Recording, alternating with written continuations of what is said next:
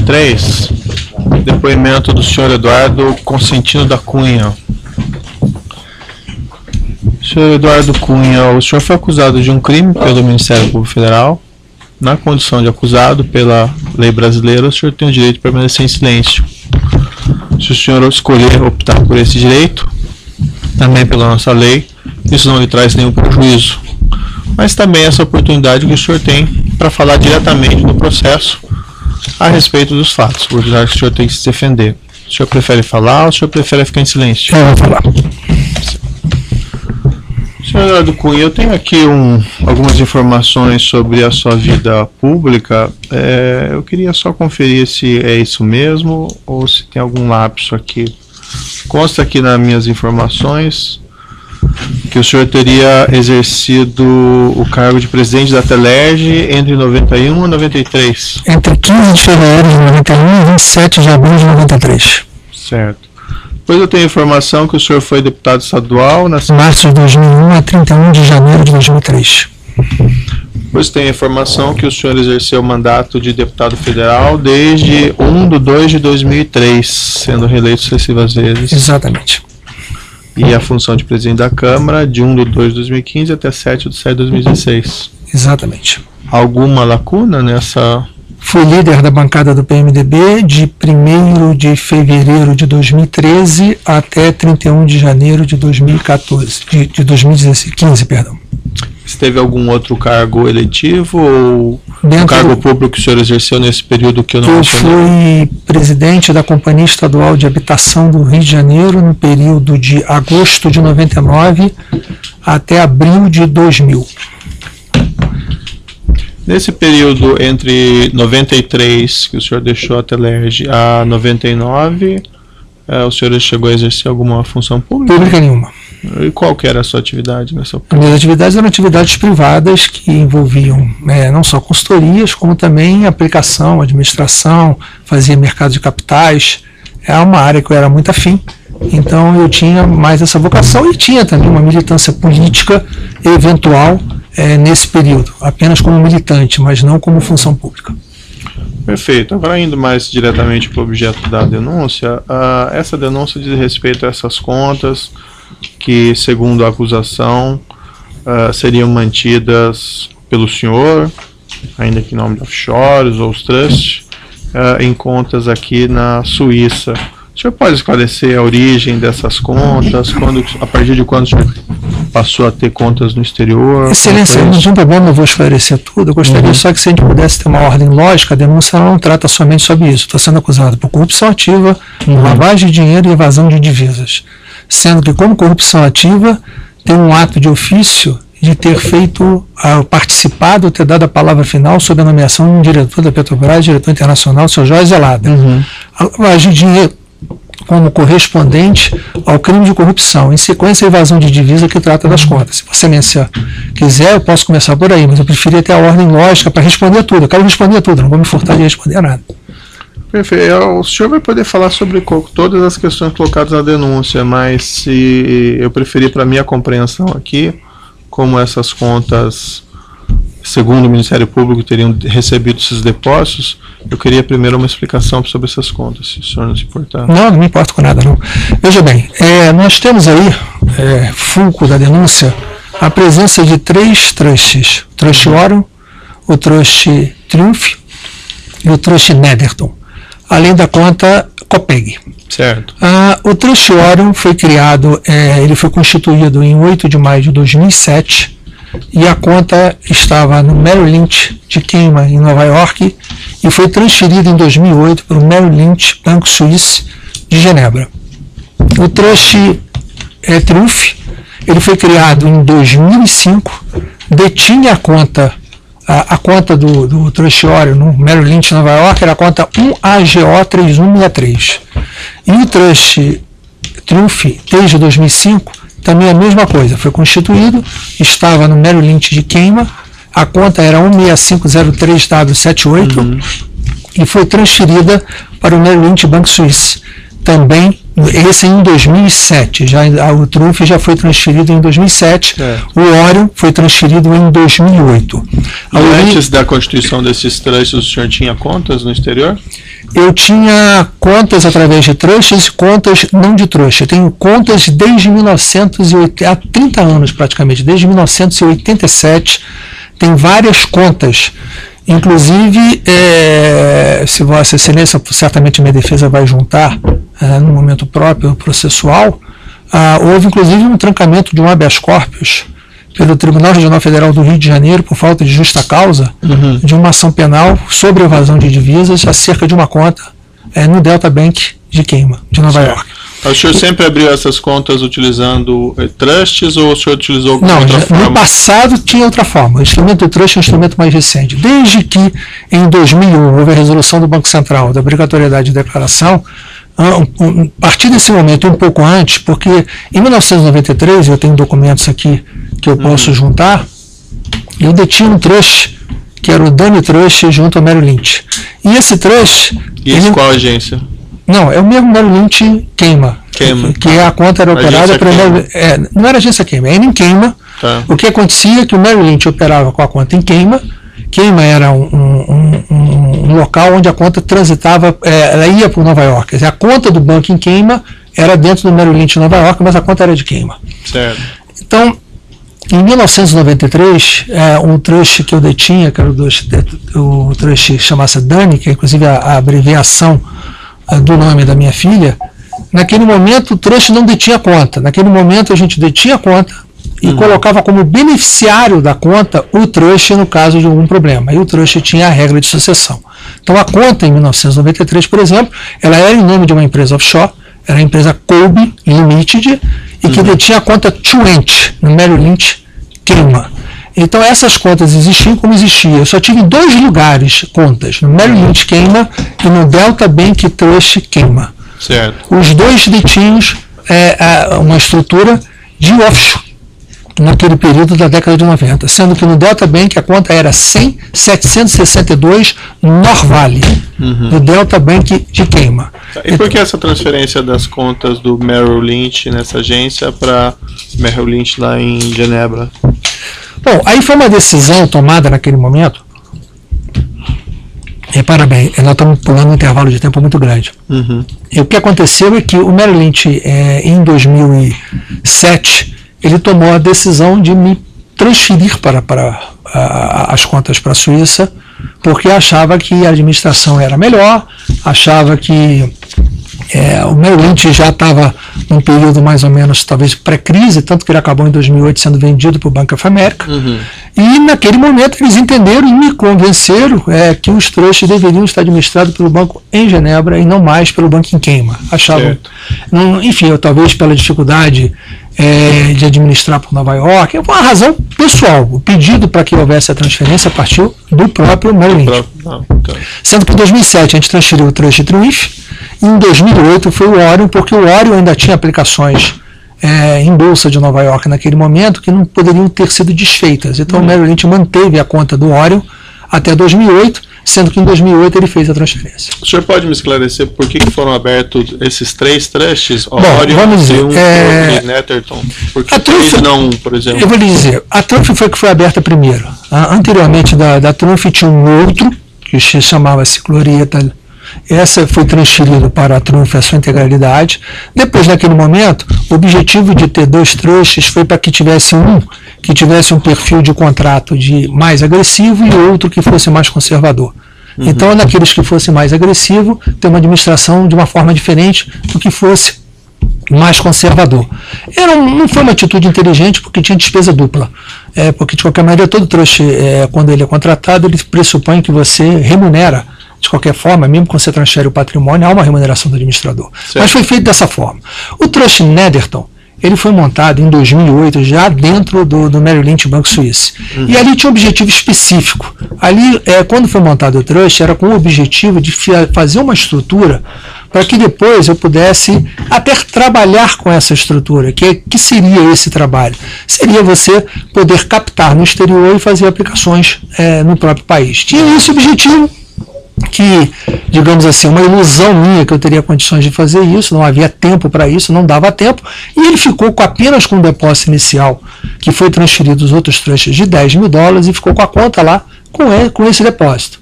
O que aconteceu foi que aconteceram fatos sucessivos. O primeiro fato sucessivo, na crise dos subprimes nos Estados Unidos em 2008, o Bank of America acabou incorporando a Merrill Lynch. E o Merrill Lynch Banco Suíço, ele era uma instituição autônoma, cujo acionista era o Merrill Lynch. Quando o Merrill Lynch foi vendido para o Bank of America se tornou o acionista do Merrill Lynch Banco Suíço. E o Bank of America vendeu o Merrill Lynch Banco Suíço, se não me engano, em 2012 ou 2013, para o Julius Baer.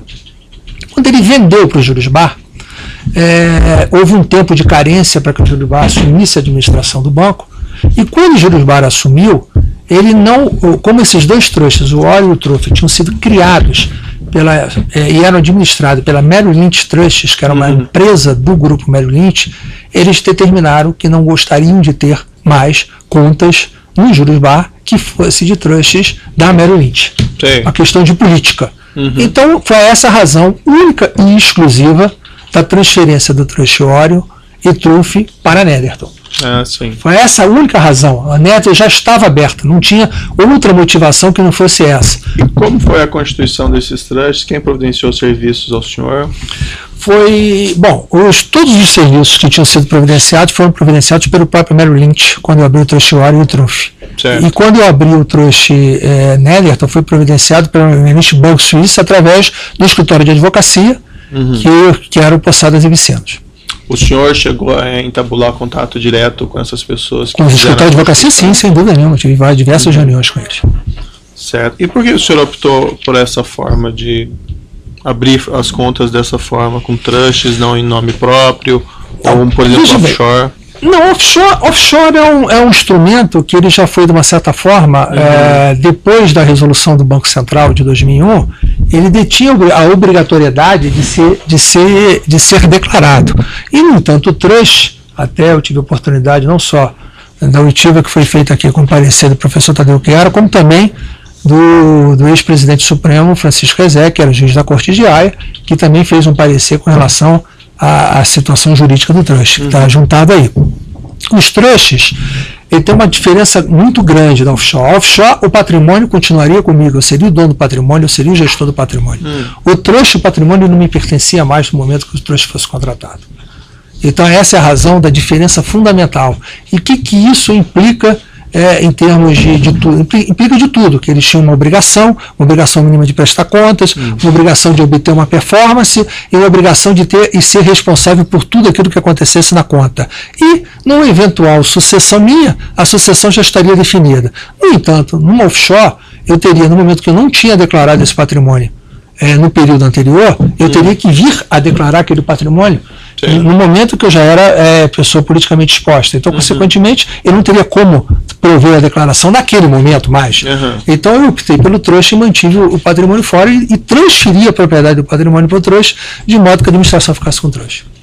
Então a motivação foi para o senhor não precisar declarar? Não é que a motivação foi para não precisar declarar. Eu estou lhe colocando a condição que o Vossa Excelência colocou com relação a offshore. Certo. Tá? É a opção que eu faria em qualquer circunstância. Eu faria essa opção hoje com patrimônio próprio aqui no Brasil para a administração dele, porque não teria discussão de sucessão. Até porque o instrumento do trust, ele é um instrumento antigo, do ponto de vista legal, ele foi regulamentado na Convenção de Haia de 85, e o instrumento do trust, ele basicamente é utilizado não só de sucessão familiar, ou quando alguém tem que ser interditado e a interdição vem um trust administrar, e até mesmo para substituir acordo de acionistas, quando há divergências entre sócios e empresas e constituem as ações através de um trust.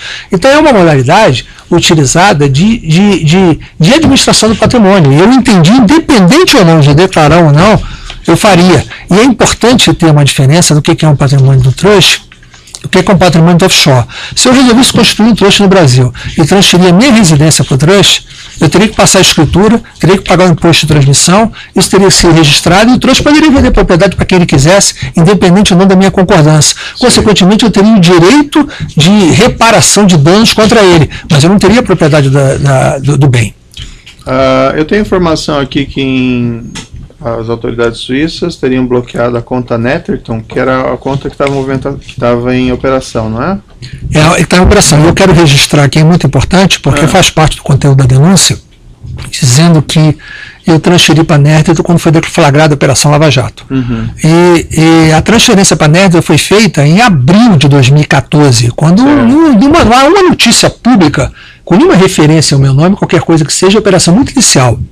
E foi o senhor que fez essa transferência? Essa transferência, como eu lhe disse, foi em função do que o banco me instou a fazer. Na realidade, a decisão dessa transferência foi feita em janeiro. A execução que levou 3 meses.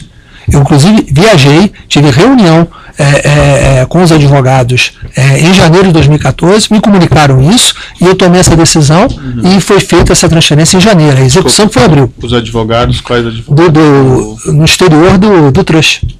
Ou do banco?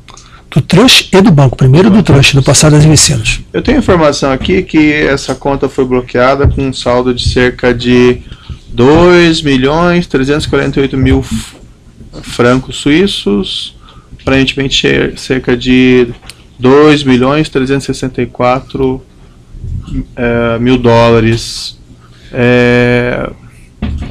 O senhor já chegou a ter mais valores mais elevados no exterior?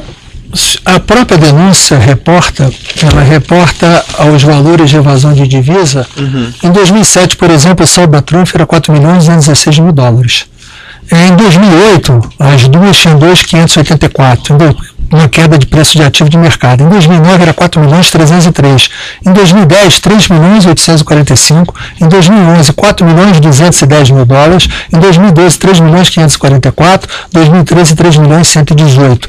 E em 2007 não deve estar computado ainda o saldo da Oreo. E anteriormente, quando estava em Nova York, o valor era maior. Ou seja, maior, né? Talvez uma questão de valor de preço de ação, mas ele girava em torno de 5 milhões de dólares. E o senhor não entendia que o senhor deveria declarar esses valores mantidos no exterior? Nos trouxas eu não entendi, os advogados não entendiam, não emitiam e atribuíam que se eu declarasse estaria praticando uma informação falsa, sujeita a crime. Que advogado lhe orientou especificamente isso, por exemplo? Os advogados que me auxiliaram na Constituição e que eu consultei aqui. Algum nome específico que o senhor poderia citar? Eu posso citar o próprio que eu utilizei aqui, que foi consultado várias vezes, o professor Tadeu de Chiara, mas eu posso citar o escritório do Passado das Vicinas, não é um escritório pequeno, e que tem os seus correspondentes no Brasil e em São Paulo, tributaristas de muita qualidade. Eu me reuni várias vezes com eles no escritório de São Paulo. Não é uma agência de empresas offshore, não. É um escritório de advocacia extremamente forte. Então, em síntese, o senhor não declarou essas contas por conta desse entendimento? O entendimento que os trusts não deveriam declarar. E o senhor não entendia que o senhor teria que declarar que o senhor tinha direitos relacionados a esses trusts? Eu não tinha direito, eu tinha expectativa de direito. É uma diferença muito grande. A tese que está aí colocada nos pareceres é que eu tinha uma expectativa de direito. Mesmo a hipótese da colocação da revogabilidade do trust não implicava que eu detinha o direito. Eu poderia, no momento que eu revogasse e trouxesse o meu patrimônio, eu era obrigado a declarar. Enquanto eu não fizesse isso, eu não era obrigado. O senhor entende, então o senhor não era obrigado? Eu entendo que não. Eu e os advogados, os pareceristas que estão, entendem que não. Esses valores, como é que funcionava a movimentação deles nas contas? Seguiam ordens do senhor, seguiam orientações? Não. Veja bem, a orientação ela era toda feita pelo trust, ela não era feita por mim. Exceto no trust Orion, em determinado momento, eu tive uma procuração do trust, que faz parte do processo, está inclusive aí traduzido, que eu poderia ter uma movimentação limitada, sem qualquer tipo de transferência, apenas para efeito de aplicação. E por que a razão dessa procuração? Porque eu trazia uma operação de Nova York, que era uma operação de venda de put de ações. O que é vender put? Eu vendi uma opção que eu seria obrigado a comprar determinada ação a determinado preço. Para isso eu recebi. Consequentemente, como a ação havia caído de preço, eu seria obrigado a exercer o valor por um preço maior do que ela valia ou assumir a perda. Então o trust não queria participar dessa operação. Até eu zerar essa operação, a ordem tinha que ser minha. Então por isso que foi feita essa procuração. E essa operação ela perdurou. Se tiver oportunidade de examinar os extratos do trust Oreo, você vai verificar essa operação sendo reduzida, tendo sido eliminada em 2011, quando foram compradas, exercidas a put a um valor quase 3 vezes o valor de mercado da ação. assumiu-se o prejuízo e se fez. Então, por essa razão, para essa operação e por essa razão, eu tinha a condição de dar ordem se eu queria ou não manter. Mas a decisão quanto a realizar investimentos com aqueles valores, seja somente não era o senhor que fazia? Não, somente no Trust Oro eu poderia, em tese, pela procuração, fazer a aplicação. No Trust Trunf, não. Mas nem no Never. Orientava lá o pessoal do... Apenas no Oro com relação a essa operação, e coisa que pudesse travar essa operação, houve ordens minhas para isso. E com quem que o senhor falava normalmente? Eu falava, as duas pessoas que eram responsáveis por toda a operação com relação às contas era Mary Kionaga, do Mary Lynch, que a Mary Kionaga, inclusive, desde o ano de 1990, 89, foi quando ela que fez toda a abertura de todas as contas desde aquele período e até que me passou para o Merrill Lynch Banco Suíço, onde era Elisa Mailos. Quando o senhor recebia saldos, extratos? Eu não recebia saldos e extratos com regularidade. Eu recebia quando havia encontros pessoais. Esses encontros pessoais se davam geralmente uma periodicidade que não era uma periodicidade comum, poderia se dar de um ano, uma vez por ano, quando eu visitava o Brasil ou quando eu viajava para algum lugar do exterior e que tivesse a oportunidade de receber alguns deles, ou seja, do Trust, ou seja, do próprio banco que estivesse próximo no país que eu estivesse. E qual que era a regularidade disso? Eu diria que uma média anual, uma vez por ano. E o senhor não... Eventualmente pode ter havido mais de uma vez em um período, mas é em média, eu estou falando em média sem querer... O senhor se comunicava por telefone, por e-mail, com essas pessoas? A única forma de comunicação de e-mail que teve foi, a partir de 2012, eu usei a procuração de poder limitado que eu detinha no banco e constituímos em conjunto em 8 de junho de 2012, ou seja, 5 anos depois da conta Oro ter sido aberta, para que pudesse ter um e-mail de comunicação em que nós fizemos em conjunto e todos poderiam ter acesso ao e-mail, que era o e-mail, tanto o banco quanto o Trust, como eu, a partir de 2012, somente com relação à Oro. Que e-mail que era esse? Está no processo. Não sei é o que está no processo, que tem o documento assinado. Mas somente a partir de 2012. E o senhor delegava isso a terceiros? É uma e-mail ctrivoli 0987. É o que está, eu não sei exatamente, mas deve ser. Eu não delegava a terceiros, não. Eu fazia exatamente ou o Trust ou o banco. Nesse período, somente Elisa Malho tinha acesso. E eu já sei a pergunta que você está querendo fazer, em função do que veio. Foi constatada uma utilização de um IP de um funcionário meu. Em primeiro lugar, esse funcionário, ele foi meu funcionário na Câmara dos Deputados no período posterior da abertura desse e-mail. Então, ele não tem qualquer ingerência na constituição desse e-mail. Em segundo lugar, a utilização de IP dele para que eu pudesse ter acesso ao e-mail num determinado dia, que se eu não me engano, acho que foi 26 de outubro de 2015, que está colocado dentro de alguma peça que eu li, e se deu porque foi numa segunda-feira, certamente eu estava no Rio de Janeiro, ele ficava no Rio de Janeiro, certamente eu posso ter tido algum problema qualquer com a internet do meu computador, posso ter usado o iPad dele, que tinha um iPad que estava em nome dele para ter acesso.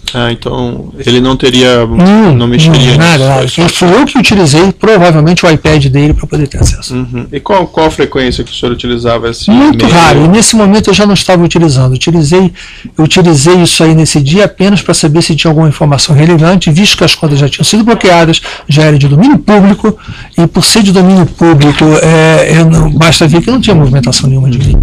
Quando o senhor foi espontaneamente naquela comissão parlamentar de inquérito, e o senhor declarou expressamente que o senhor não teria contas no exterior, o senhor não entendia que era relevante o senhor revelar esse tipo de informação? A pergunta que me foi feita não me foi feita no sentido que eu tinha que dar essa resposta. Se tivesse me feito a pergunta completa, eu teria respondido a verdade completa. Mas o senhor não acha que o senhor não tinha uma obrigação de revelar isso? Eu acho que eu falei a verdade. Como eu falei a verdade, conforme a pergunta que me foi feita. Então eu não tinha razão nenhuma para mentir, até porque eu não minto. Consequentemente, eu fui lá e falei a verdade. O senhor, nesse contexto que o senhor vai lá e diz que não tem conta e tal, mas o senhor tem esses trusts que tem conta, que o senhor vamos dizer... Se eu dissesse que tinha conta, eu estaria mentindo, porque é a conta do trust. Em segundo lugar, a propriedade do patrimônio não é meu. E a pergunta que me foi feita foi muito específica. E dentro da especificidade da pergunta, no meio de 50 perguntas feitas dentro de uma comissão parlamentar de inquérito, que era reunida os quesitos de grupos de 5 para eu responder os grupos de 5, em que eu anotava, eu respondi como me pareceu o correto naquele momento. E o correto é que eu não detinha conta. Se tivesse me perguntado se a minha esposa detinha, eu teria falado a verdade. Não me perguntaram. E o senhor mesmo assim não entendeu nem pertinente prestar esclarecimento sobre isso na ocasião? Eu entendi que não cabia. Não, a resposta à pergunta que eu tinha que dar é a pergunta que me foi feita. Então, o senhor tinha receio que se o senhor falasse poderia ter consequências? Não é questão de ter receio de ter consequências. Eu fui espontaneamente numa CPI para prestar esclarecimento. Não fui intimado, não fui convocado, não estava sob juramento. Ninguém é obrigado a produzir prova contra si mesmo, Vossa Excelência sabe tão bem quanto isso. Consequentemente, eu fui lá e respondi corretamente uma pergunta que me foi feita. Eu não tinha razão nenhuma para dar informação além daquilo que me é perguntado. Nós estamos no mundo da política, nós estamos num processo jurídico. No mundo da política, a gente não fala aquilo que não é perguntado, não dá informação que não seja a informação requerida para o momento que está sendo colocado. Se alguém tivesse me questionado da forma correta, quem me questionasse, eu responderia da forma correta. Certo. E a origem desses valores que o senhor tem nesses trusts, nessas contas? O senhor mencionou o saldo, pelo que eu me recordo, chegou a ter um saldo de 4 milhões, foi isso? 4 milhões e 216 faz parte da denúncia como saldo da conta Triunfo em 2007, como evasão de divisas no ano de 2007. É isso que está na denúncia. E de onde veio esse dinheiro que o senhor... Bom, esse dinheiro, ele vem, como eu já não tive ainda oportunidade, eu quero registrar aqui o seguinte, é muito importante que Vossa Excelência saiba, eu nunca fui chamado para depor. Nenhum inquérito, nem pelo Ministério Público, nem pela Polícia Federal. Ninguém se preocupou em me perguntar o que era, qual era a origem, qual era a razão. A denúncia foi oferecida sem ter oportunidade do contraditório. Certamente eu poderia, no contraditório, ter trazido elementos que poderiam ter sido feitos a devida investigação, a coleta de dados correta, para que se a ação penal existisse, ela fosse mais profícua. Não, eu entendo, mas a oportunidade que o senhor tem de esclarecer, então, agora... Talvez um pouco tardia, né? Porque efetivamente a gente vai agora, elementos que não podem ser feitos provas pelo momento processual, é claro que os advogados vão pelo 402 solicitar, mas certamente poderia, se o inquérito fosse feito corretamente, não fosse uma coisa política, certamente poderia ter esclarecido muito mais. Quando o senhor abriu Quando eu abri essas contas, Excelência, saldo de quanto, aproximadamente? Os saldos eles foram crescendo na medida em que eu fui obtendo resultados. Certo. Efetivamente, eu trabalhei muitos anos como comércio exterior. Com o comércio exterior que eu trabalhava, eu fazia muita venda de produtos no exterior, recebia no exterior e comecei a construir os saldos a partir daí. Além disso, eu fazia aplicações financeiras de mercado. Basta analisar, se pegar até qualquer saldo mínimo, vai ver que ele cresceu ou diminuiu em função de valorização de ativos. Essa própria operação que eu falei, que eu fiquei obrigado a dar as ordens sobre ela, é uma operação de risco, de bolsa, e que produziu uma perda. Certo. Como houveram muitas que produziram ganhos, sendo essas que produziram ganhos foram um número muito maior no período em que eu trabalhava com o mercado de capitais pela minha especialidade. Então eu cresci, constituí esse patrimônio. Ele em 1993 já detinha esse saldo de em torno de 3, 4 milhões de dólares já nesse período. Chegando a isso. E não é um patrimônio, eu não tenho patrimônio agora, depois que eu entrei para a vida pública. Eu já tinha patrimônio em 1988, 1987, 1989. Então, quando há essa ação, que houve o trancamento da ação pelo TRF no Rio de Janeiro, nós estamos tratando de 1989, nós estamos tratando de agora. Então, consequentemente, ele vem daí, ele vem de ganhos de comércio exterior, a qual eu posso juntar os meus passaportes antigos, onde vai se ver o número de viagens e que eu detinha para países africanos naquele momento, onde eu fazia comércio de vários tipos de produtos e de aplicações dos próprios produtos, dos recursos nos próprios bancos. Eu tenho aqui uma entrevista que o senhor teria dado ao Jornal Nacional em 7 de novembro de 2015, e que o senhor chegou a mencionar que o senhor comercializou na África. Excelência, eu não quero me ater a qualquer tipo de entrevista pública, porque elas são veiculadas de forma editada, sem o conjunto da minha fala, e são naquilo que tem um interesse da divulgação. Eu estou aqui para responder exatamente qualquer pergunta que me foi feita em cima da denúncia. Eu diria Mas o senhor pode esclarecer essas transações Eu tive transações de comércio internacional, a qual eu comprei muitos produtos e levava esses produtos para a África por minha conta, recebia em recursos locais e transferia de lá, através do câmbio do próprio país. Quando que foi isso? Um período basicamente de 1985 a 88. E que tipo de produto que o senhor comercializava? Produtos diversos, produtos alimentares. Não eram só produtos do Brasil, eram produtos de outros países que eu levava para a África. E era especificamente com a África? Basicamente com a África. Basicamente no país Zaire e no país Congo-Belga. Eram os dois países, a República Popular do Congo. Eram os dois países que eu comercializava. E eu não entendi bem qual que era o seu papel. O senhor era um representante comercial? Não, eu não era representante comercial, eu era revendedor. Eu comprava mercadoria e revendia. E o senhor tinha uma empresa para isso? Tive empresa de comércio exterior, sim. Qual que era o nome dela? Eu tive uma empresa HLB Comércio Exterior Limitada.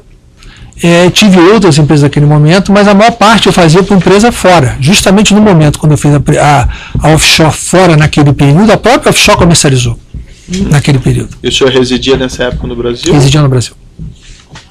Mas eu passava a maior parte do tempo viajando. Perfeito.